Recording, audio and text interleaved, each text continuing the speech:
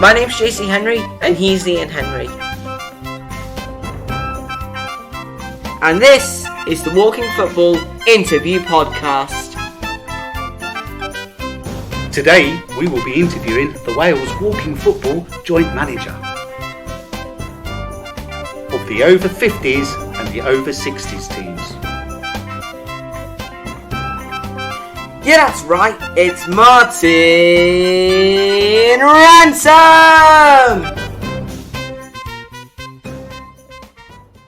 So Martin, it's great to have you here with us. I'm Ian Henry, as you know, and I'd like to introduce you to my son, John. Hello, I'm JC Henry, it's great to have you on the show. Hello Ian, hello John. Honoured to be on your show. The past. So Martin, can you start by telling us about your background?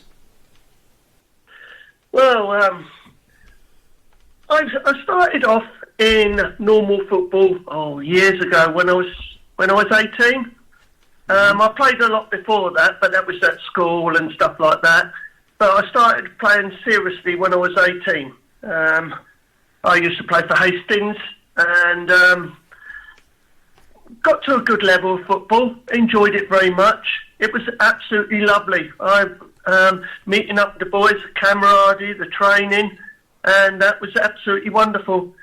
Then I went and had trials with Brighton, and my crucial went, and that was the end of my footballing career till I got up to about 49, and then I started playing Vets football. Then I didn't enjoy it that much because as it was, and then I got into walking football. Okay, so was there a big gap between when you had your injury and you started playing again? Yes, there was a big gap, but I got in. I managed a couple of junior teams in the Welsh Junior League, Kimler, and we were quite successful in them times. But then I found walking football, and it was lovely. I was really over the moon when I found it. So how do you find walking football compares to the traditional format that you used to play, all those years ago? It's a much more gentler pace. The sport is open for everyone. You can play up to a good standard of walking football, up to a national level, or you can just play for a laugh and have a kick about with the boys and have a cup of tea and enjoy the sport. It's open for everyone. Walking football is open for men, women, disabilities, every agenda, and it's absolutely what a wonderful sport it is. Really great. Yeah, it is. And I mean, do you think it's actually turned your life around? Oh yes, massively. Well, before I got into walking football, I was working in a factory, and I was shop steward, health and safety rep. The pressure of it all, and I just got up one morning and I just couldn't go to work. It was absolutely shocking. I was crying. I just couldn't deal with it, and it was an absolutely shocking time for me, and I nearly ended my life. A couple of occasions I got in to see my doctor, and starting to majorly turn my life around, and Community First come along. Then my doctor said, "Oh, why don't you go to Community First? They're great help." And so I went along to Community First, and we got talking about what I got up to in my history of my life. And they said, why don't we try and start a walking football group up? I snickered. I thought, no, that's not for me. They said, well, there's a session going over Swansea. Why didn't you go along to it? So I didn't really want to go, but my missus said, let's go over there, and my girlfriend actually said, come on, let's go over there, see what it's like. So I went in there, and I was very shy to start off with, not my normal self as it was. And then I got on to playing it, and I've never turned back since. You know, then Communities First helped me set up Neath Walking Football, and Communities First, Neath Walking Football, and I've never looked back since. You know, it's a wonderful sport, and it did save my life. So that's why I'm so passionate about it, and that's why I want to do things for other people so they can enjoy the wonderful game as it is. That's a fantastic story, and I mean, it just shows you, really, that how walking football can change people's lives around. I mean, we hear about this all the time on the website. Just so many different stories, how it's actually helped. I would say to people out there that are lonely and haven't got much of a social life, give it a go. Go down there, enjoy. Most clubs have tea and coffee afterwards, and they have a good social life. And you can talk about your problems that you've got, and there's always a willing person in the club to help you out and set you on the right way. And it's good. You know, women have got that. They've got all their friends and that. But men find it difficult to talk and to put their things out there, like their problems out there. So this is a way to do it in a nice environment where it's nice and friendly, and it's really brilliant. I love the sport, and I think it's great.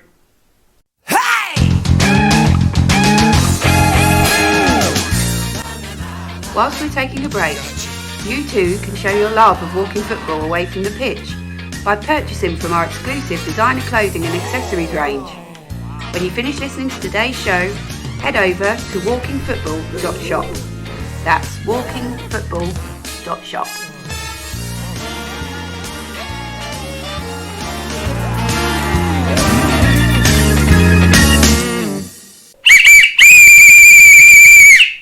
The present, and from those beginnings, can you tell the listeners what your role is today?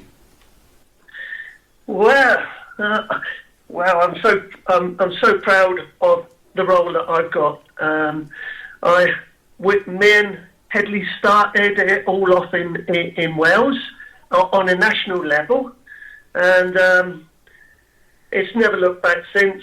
I'm the joint Welsh over 60s and over 50s manager, and we've got groups now of women playing walking football, men over 50s, men over 60s, and men over 70s, and it's like one big family, and it's absolutely brilliant. The people that's involved with this and make this happen, they're making a lot of grumpy old men very happy, and not even national level. We set up, we run leagues as well, so they can just play that.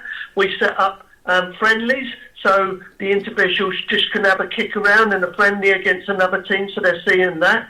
It don't have to be all about the national team. We got to remember where walking football, what it was for. It was for a person there to get out the house, have a kick around, out there with his mates, and enjoying himself. Now, John, you had a question about that, didn't you?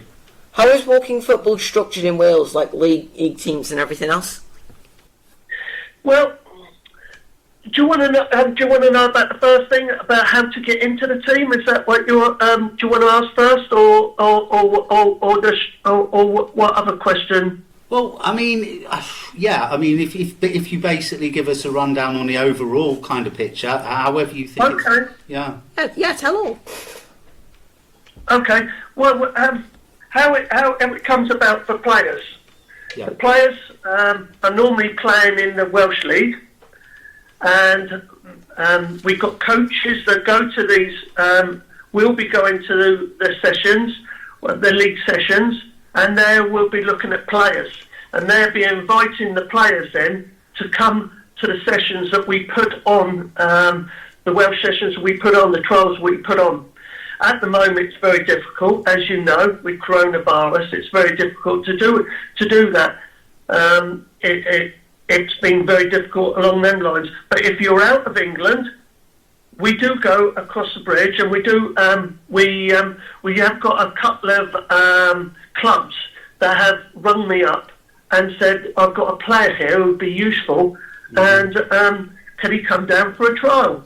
And I find out the information, like where, what club he comes from, what position he is, and all that. And then we invite him then to come to the walking football trials. So, how often do people get the opportunity?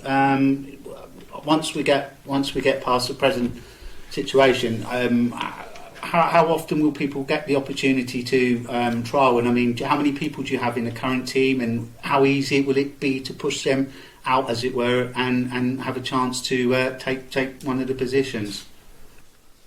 Well, we normally have about 15 to 16 players in the squad. Mm-hmm. That's in the over 50s or the over 60s squad. We leave 2 positions open, where we can drop 2 people to join that session, and also that we have at the start, what we do as well in between them times is that we will ask a few players to come to a training session, an open training session, what we put on, and they come there, and then I have a couple of my players and the coaches and the managers will be there looking at players, and then they will get invited to our trials with the national side. Now, I understand there's an anniversary for the Wales walking football team. Can you tell us about this 12-month anniversary? Well, yes, it was a wonderful day. We went to the IWFF World Cup in Lake Norrian. Mm-hmm. And it was a wonderful 2 days. The 60s was first, and then we had the 50s. We got our teams together. We got them there, and we took part. It was a wonderful day. The weather was gorgeous. It was really roasting hot as well. We had loads of countries there, and we were lucky enough to get through to the final where we played France. Wow! And it was absolutely amazing. And then we played France in the final, and we actually won that 1-0. And it was absolutely brilliant experience for all the players. It was the first ever Walking Football World Cup, IWFF World Cup, and it was an amazing experience. You know, I'm just looking forward now to Barcelona next year, if everything is cleaned up, and absolutely at the Olympic Stadium. What a wonderful experience. Absolutely fantastic, and I can see how proud the players are on your Facebook group, because they've all done videos, haven't they, with little sort of 1 or 2 minute clips of them. And would you like to tell us whose idea that was and what have you? Well, we thought we would, if the players wanted to do a little bit of a celebration of the day, because it was a year ago, because they were so proud of that, of winning the tournament and being a part of the IWFF World Cup. It's not, they were so proud of it, and it was a wonderful day. So they all done a bit of videos, and Marion done one, John Rowlands, the captain. Then we had John Llewellyn Pritchard. He done a video dressed up, and it's the hits he's had on looking at it. It's been absolutely brilliant, and he took the mickey out of us all, and we all took it on the chin. It was really good. It was really excellent. That's what walking football's all about. It's not just the fitness, is it? It's just not the health aspect. It's about the social interaction and bringing a smile to people's faces. And it's good to see that sometimes it helps as much off the pitch, as it were, than on the pitch. Yes, we never take ourselves too serious. you know, at our time of days, we're not 21 anymore. You know, we're all in the players are in their 50s. I know we've got a younger coach that works alongside me, Lee Grace. But you wouldn't. It's excellent to be involved with it all. You know, it's absolutely brilliant. Tell us about which other countries you have played and where, etc. Well, we played Italy out in Pisa, and that was a wonderful experience. Going out to there, we played a lot of games in the World Cup. We played different countries in that, but we were gonna arrange a game against Scotland, Ireland, and Northern Ireland, Southern Ireland. But them games had to be called off because of coronavirus. But we had a wonderful time out in Italy where everything come together, and where both teams come together, and it was absolutely glorious time. I've never flown before in all my life. Really? And I said, no, I've never flown before in all my life. I said to my partner that the only time you'll get me on the plane if it's anything to do with walking football to get me there. And I was absolutely petrified. I had a couple of players with me, Steve and Colin, and they helped me on the plane because I was a nervous wreck. But I enjoyed every moment of it, and I would fly again, and I would definitely do it again. If there's a chance in the future to actually go abroad and do it, yes, I'll be there. First on the plane, jumping. I absolutely loved the experience going over top of the Alps. It was absolutely brilliant. I never thought I would be able to fly, but walking football gave me that as well, and it was absolutely brilliant and a pleasure. Yeah, I can imagine listeners listening to this are thinking, "Wow, I'd love to be in his position." I don't. Is it expensive for them? I mean, do you have companies and organisations that help fund you and support you, etc., to be able to do this, or how can you make it all happen? Well, we have got Sonus International that works with us. And they're a very good company. Mark and Gillian, they help us out a lot. We buy products off them. Now they've started to sponsor Welsh Walking Football. There is a website that you would plug on there, Ian, that you could buy your products off of, and they do all balms, energy drinks, lotions. And absolutely brilliant. The boys have been on it now for about a year and a half, and the boys they're absolutely loving it, and they actually won the World Cup because of it, because they felt so refreshed and energy driven, especially a 60-year-old person saying he feels. He feels like he's a 21-year-old. It must be some good, the stuff. Absolutely. Okay, well, we'll definitely give that a plug in the details, so people can have a look at these then. And also we've got partners that help us out, not money-wise, but otherwise. There's Game on Wales that works with us, and they're a great partnership with us. They lay on local tournament. And they do so much for walking football, especially in deprived areas, setting up clubs, helping people, and they're absolutely brilliant. They do a hell of a lot for walking football and other sports as well. They help kids in school, provide areas. They even set up groups so they can have five-a-side tournaments, and they're brilliant. Ryan Jones is absolutely brilliant. Are they part of the Welsh FA or independent company? They're independent company. Well, we started working with Game On Wales, and then Game On Wales got us meetings with the Welsh FA. Mm-hmm. Now, I was amazed that they would actually want to talk to me and Headley. You know, to spend us the time they have done is absolutely brilliant. We went for a meeting, must have been about a year ago, and we went there and we thought, oh, nothing much is going to come out of this. You know, I think we might be wasting our time, but we give it a go. And we went in there and they made us feel so welcome.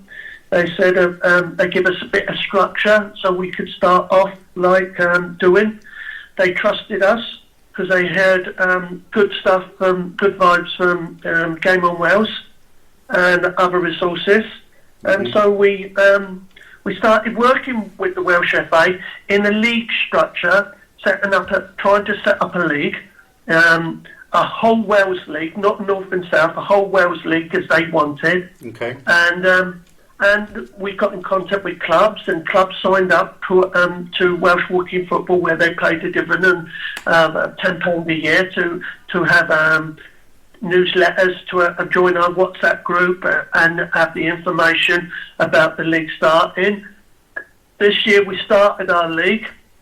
We had the first round up at Merthyr Town Football Club, where the over 60s played their first lot of rounds, and then the coronavirus stepped in and put pay to it all. The way we're looking at to actually start back is a bit of privileged information for your viewers on here, that we might, the way we could start back a little bit earlier, if we have a North and South Cup competition, where the North teams play in the North Division and the South teams play in the South Divisions, and we have the top 4 teams come down and play in Newtown, where we can meet up together, so we've not got so many people there. You know, if North and South meet up, there's a hell of a lot of teams. There's 19 teams we've got in the over 50s league, and 12 teams in the over 60s league. So that's too many for at this precise moment to meet up. Right, okay. Just talking about these leagues then, I mean, when I look in the UK and when I look in Europe, for example, a lot of, or some countries, maybe not a lot, but some countries will play without goalkeepers. Obviously, we play with goalkeepers here in the UK, but we have more than one set of rules. What do you play in Wales? Well, we play the FA rules. They're the FA rules in England, but we've looked at them, and so the Welsh FA looked at them, and that's the rules that we play in Wales. We play with a goalkeeper, 6-a-side, non-running, as you say, non-contact. We try and make sure we tell the referees that we want non-contact, not minimal contact, non-contact. We were trying for, but it's very hard. You know, the referees are getting better now. We've got quite a good few referees. Tony runs the referees in Wales. He's a very nice person as well, and we're trying to structure it so in the league format that nearly every team, social people, competitive people, can actually take part in the leagues. It's not all about winning, it's just about taking part and having a wonderful day. We have hot dogs, we have a stall there for Service International. This year we were going to have Macron there to have a stall there, and we were going to have bands in the evening afterwards. Just a nice social event, to enjoy, like. Absolutely. So Nice. I think it might be Scotland, but you don't play so you play FA. You don't play the three touch rule either. When we go, if we go abroad and these countries want to play us, never say never. Right. You know, that, you know, if it's a friendly, but if it's, say, a tournament football, and you sign up for these, that's what I can understand. When you sign up for a tournament at club level or senior level, you sign up for the rules that they play. It's no good being upset about we didn't sign up for that. Really, managers, club officials need to look at the rules that they're actually playing, and if you sign up to it, there's no good moaning about it. Just get on with it, enjoy it, and enjoy the wonderful game. How do the players feel having missed out on these games and events that had to be cancelled? Well, it's very hard. Some people have. We've got a big WhatsApp group, and we make sure that we get in contact with everyone. That they either give us a thumbs up, or we talk to them, because it's a family, and we've got so many different groups. We've got one for the league, one for the national team. I've got one for Neath Dragons. We've got one for Sonus International, and we make sure that they've got an outlet to talk to people. Some people find it very hard to deal with it because it's like their family. That's all they've got. Some people, it's their family. Is walking football, going there. They're itching to get their boots on. They're itching to come there to actually play and talk to their friends. And I feel so sorry for people that that can't do that. And I'm one of them. We have a session that's on Zoom on a Friday night with Tony, and I come out of my caravan where I normally go to, because I don't like disturbing my missus. She has a television, but I go in there and I come back out there, and I come back out with a smile on my face, and I've had my kick then. I've had my bit of fun catching up with people, but it must be so hard for people to be stuck in there. Even some people are furlong, they're stuck in their houses, they can't even get out because some of them are 70, and it must be absolutely shocking for them. But we try and keep everyone active. We stick on pictures on there, and we set questions on there, little questionnaires, so they can get involved, and it's wonderful. It's wonderful for everyone to get involved, but some people do struggle, though. Some people really do struggle.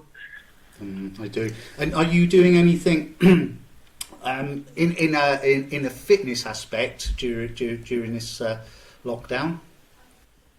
Well, what the boys are doing, they're doing some video clips actually, and they're sending it on to me, showing me what they're doing. Okay. But it is very difficult for some people to actually get the motivations to go there, to go outside and actually to do stuff.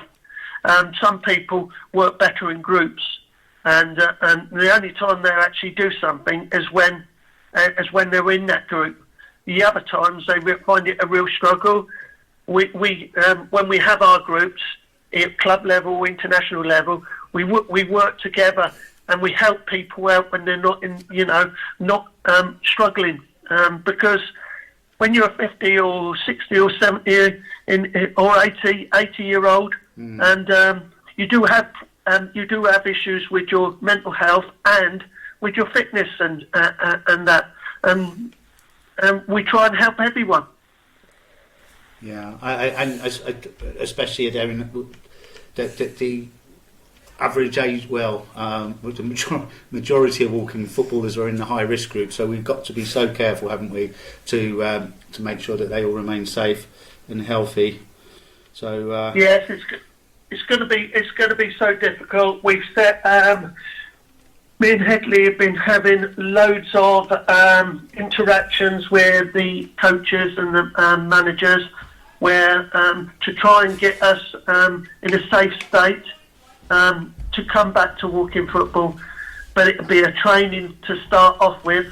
It won't be it'll be a little bit with the football, but you've got to do all the right starts. You've got to follow the guidelines. the guidelines in England are a little bit more ahead than they are in Wales. We're following behind. Yeah. But I don't know if that's a good thing or a bad thing. I don't really want to get involved in the politics side of it.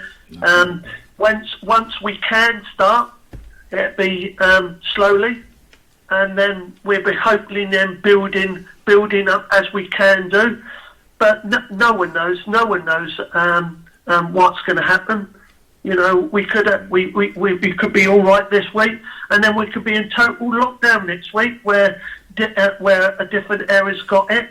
Working with a club structure, it's a lot easier than the national level, because if a national level and say, right, there's no one could come out of Anglesey, that's in total shutdown. Or what are we supposed to do with them players not being able to play for Wales or not being able to train? It's going to be really difficult. Yeah, I mean, I've looked at some of the old style videos where they're doing distance training, and I've seen some stuff in New Zealand. And I mean, it's my initial thoughts were, this is great, but because it's all distance, it's more than 2 meters.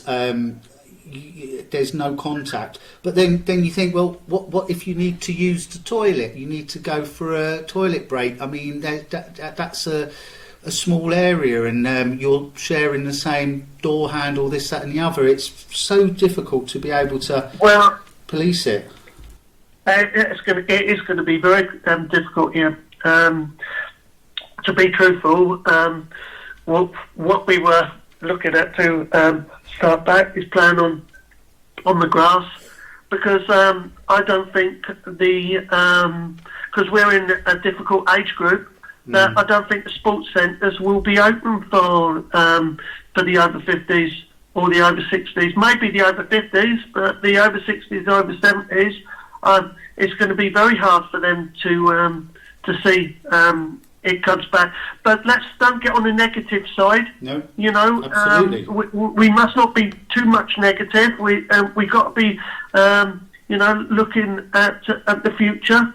And when this is all dropped down, Wales have got a terrific future in front of them. And if there's competitions that we can enter, whoever it is, if the Wales wants to go there, the Wales committee wants to go there, don't matter who runs them, we will be going there if it's good for Wales.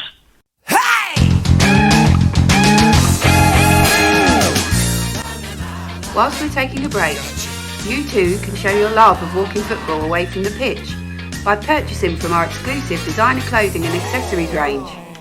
When you finish listening to today's show, head over to walkingfootball.shop. That's walkingfootball.shop.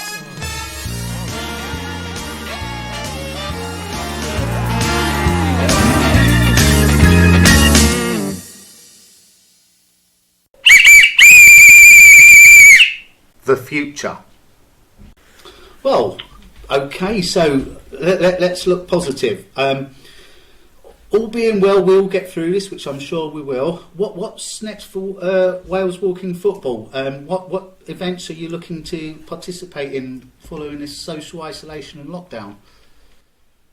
Well, as soon as we can get the club starting playing, that would be brilliant.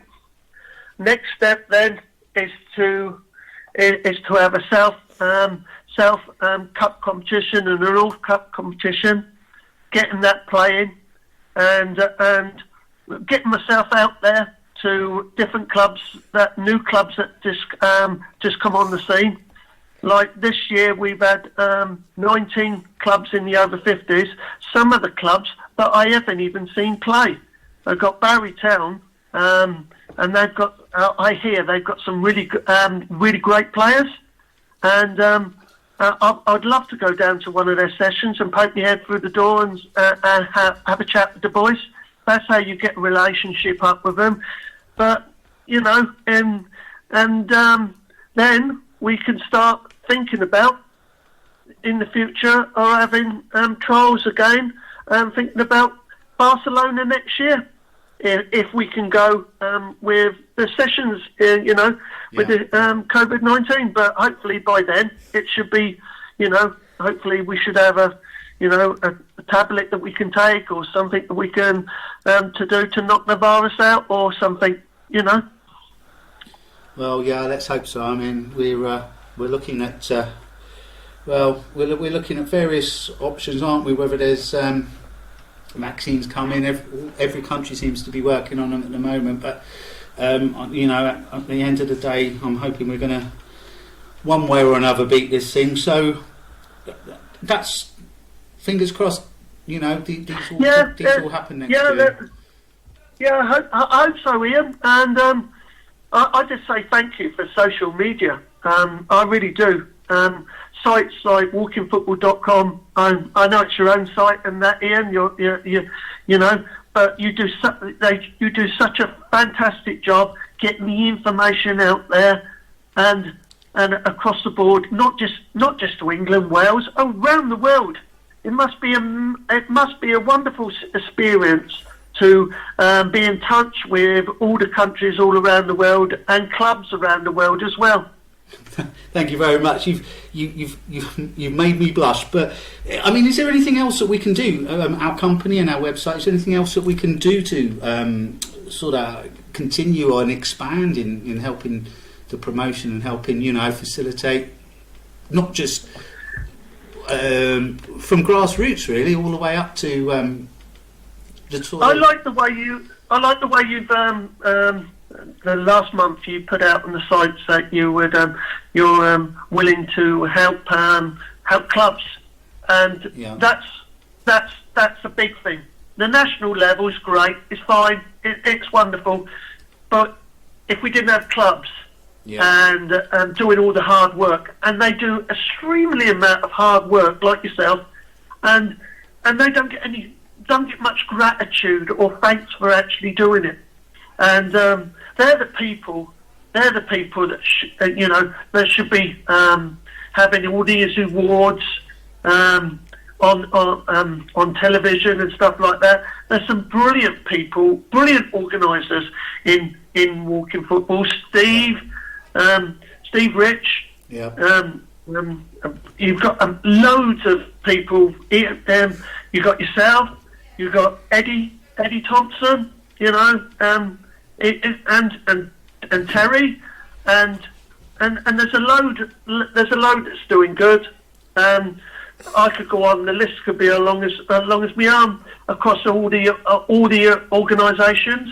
It's absolutely brilliant. Yeah, I mean, our website has several thousand, as you probably know, several thousand registered members, and I get lots of emails from all over the country, globally, but the majority come from the UK, and there are so many people doing hard work, fantastic work that nobody even knows about, and I only know about them because they registered on the site, and they're asking for help, and they're telling me what they're doing, and I mean it's absolutely a fantastic community. So and I'm proud to be part of it, and this is one of the reasons we want to get messages and information out and interview and do this kind of thing we're doing with you, Martin, because you've got a story to tell, and we want to give you the opportunity to let people know your story. But the walking football groups, the walking football identity of every club. They don't just do it. They don't just do it to play walking football. Yeah. They raise so much money over there. We did one for NHS. Wales did a NHS shirts where some of the money went to proceeds to the NHS. There's so much good in walking football. They raise so much money, not just for themselves, also for different organisations like blood donors and everything. It's such amazing what they do, and it makes me humble just to be a part of it, and to see walking football, one of the biggest growing sports in the UK. It's absolutely big. It's absolutely massive. It's even growing now, Ian. Behind closed doors, you've got these groups that they've got on social media, and that's how the clubs are growing.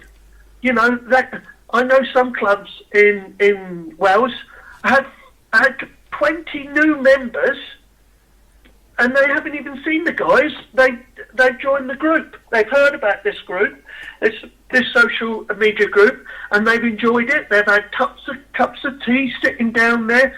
They've done it on Zoom meetings where they've had cups of tea, cream cakes sitting there. Yeah. They're still having that hour of socialising with other people, and it's absolutely great. I think it's absolutely brilliant. I think the world should take notice of walking football now.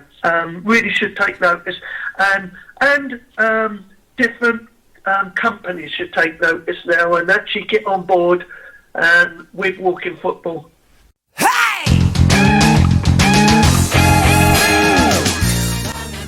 Whilst we're taking a break, you too can show your love of walking football away from the pitch by purchasing from our exclusive designer clothing and accessories range. When you finish listening to today's show, head over to walkingfootball.shop. That's walkingfootball.shop.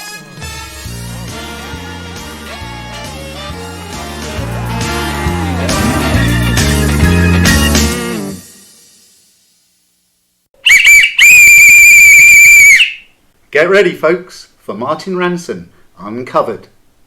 Right, Martin, I am now going to pass you. Martin, I'm now going to pass you over to my son because he has got a little section. So I'm going to pass you across right now.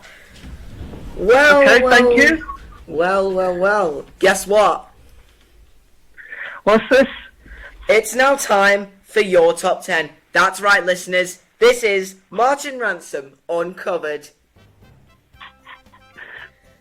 Good. Okay. Carry on. Okay, question 1. What is your favourite drink? Cup of tea. Question 2. What is your favourite film? The guns are never own. And question 3. What is your favourite takeaway? Oh, it's got to be a Chinese. Not an Indian, a Chinese. Question 4.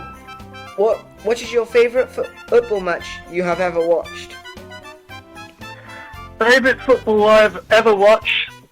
It was in 1983 when Brighton played Manchester United in the FA Cup final. Not the replay, the first round. Question 5. Who do you think the best football player in the world is today? Today that's a good one. There's a few that I do like, but I would say it would be. Yeah, you really got me on this one. Can we go back to that one and I'll answer that at the end? Sure. Yeah, let's go back to that one. So, Yep. question 6. What car would you most like to own? To be honest, I would love to have a 7-seater automobile, so I could actually take my team, Neath Dragons, around in it, so we can play in more tournaments. That's what I would like. A Nissan 7-seater. Fantastic answer, yeah. Sounds good. Question 7. Who is your favourite actor? My favourite actor. Now, to be honest, I don't know if I've really got a favourite actor, but I do like Only Fools and Horses, so it had to be Del Boy or something like that, or Rodney, or Grandad, or something like that. They would be my favourite, really, to be truthful. Question 8. What is your favourite pastime besides, of course, the best sport in the world, walking football? Well, I've got a lovely pastime. I go fishing with Gavin, and that's a person I care for, and he's also a walking football ambassador for Wales, and he's a part of the disability walking football team. Now we love going fishing, and it's really nice to just put your feet up and relax and think it's something different for a change. And question 9, what is your favourite colour? My favourite colour? Well, it was blue, but now it's got to be red. I thought it had to be red. Yeah, it was going to be red. And question 10, the grand finale. Who has been the most influential person in your life? Now, this is a good one. This is a good one. There has been a few people that's been very good in my life, and there's David, Communities First. There's Ryan from Game On Wales. There's Headley from Wales Walking Football. That's the chair of Wales Walking Football. Also, the person I care for. I think he's made the best change in my life, and that's Gavin. He's such a wonderful person, and he's made me feel like I'm a useful person again. And he's such a lovely lad, and I'm so proud to be a part of his life. And so I say Gavin, really, to be truthful. Is it? Now, hang on, are you going to go back to Yeah. this number 5? Yep, but firstly, that sounded really nice. Shout out to Gavin if he's listening. Yeah, And so, absolutely. yep, so then, going back to question 5, did you decide on who you thought the best football player in the world is today? Well, why can't it be a walking football, but it can't be, so I would say... No, it doesn't Yeah. matter. There was no specifics. And if it's a walking footballer, you can pick a walking Yeah, footballer. or it could be a running footballer. Oh, yeah, well, there's a few of them. There's definitely a few of them. There's definitely a few running walking footballers. Indeed, But yeah, indeed. that's another story, that is. Yes, so I would say my favourite player, he's just retired, but I'm going to say him. Go with it, is Ryan Giggs. God almighty. He's a saviour of Wales, and also he won a lot of stuff when he played for Man United. Well, it's a good call, because actually he didn't have to say he's currently playing. It's the best football player in the world today, and he's still alive, so technically he qualifies, I guess. So Yep. that's a fair That's answer, isn't it? Yeah, that's fair. well, That's yeah, fair. Absolutely. It's Order, what it's all order. about. And he's a gentleman as well. He's one heck of a nice guy for what he's doing for Welsh national team, and also behind the scenes what he's doing on the Welsh social media sites as well, helping people out, and actually what he does is brilliant. So I say him. Martin, it's been absolutely fantastic. We've nearly been running for about 45-50 minutes now. It's been very, very entertaining. It's been an honour. It's been an honour. Educational, yeah. It's been an honour to actually to be on your site, and anything that Welsh Walking Football can do to promote walking football, it will be going on your site as well. I'll be posting it over to you to put it on there, because we actually love walkingfootball.com, and I hope it'll be around for many more years. Thank you very much. And you Really do such a appreciate that. great job, all of you. You know, when you come up to Merthyr Tydfil, and you interviewed the Welsh players and the English players, it was a wonderful day for everyone that was involved. The weather was absolutely garbage. It was absolutely throwing it down. But everyone was still walking around with smiles on their faces. It was unbelievable The results didn't go our way, but that's the way it goes sometimes. But that's not the bigger picture. It was actually what was done up there. You interviewing players, making them feel so special, and it was a great day for every single person was there, and a massive thank you from Welsh Walking Football to you, Ian Henry, and your side. Martin. Well, thank you very much, Martin. You've made me blush twice. That's twice. I haven't blushed in years. It's twice in a day, John. Whoa! What? Twice in a day. That's a new record. Absolute. Listen, it's been an absolute pleasure talking to you today, and I'm sure the listeners are going to enjoy this. You're actually the first official.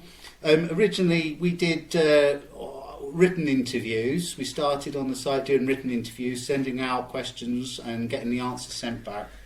As you just said, we moved on to video interviews where we attended a venue. And unfortunately, due to the coronavirus, although saying that, this format could work really well, John. I think. It's like evolution. We're doing distance interviews by podcasting now, and you are the guinea pig, Martin, but you've done a fantastic job. Yep. I hope there will be more of them, because I'll be listening in on them all.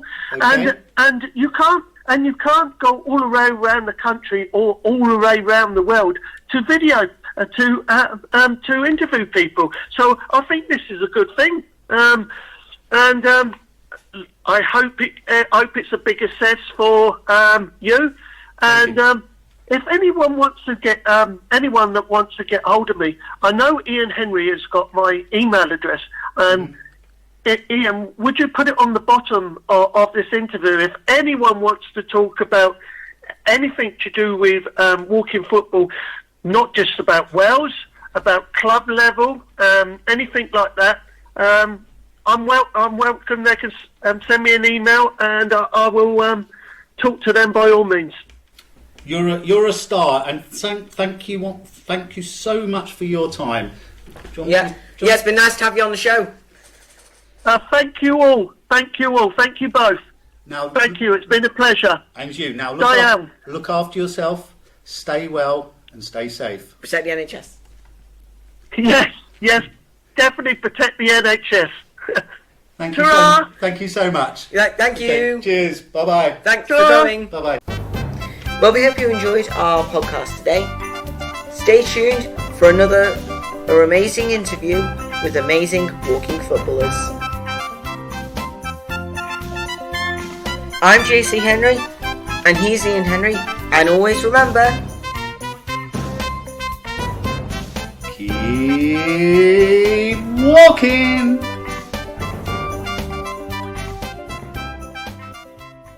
This interview was brought to you by Walking Football Limited.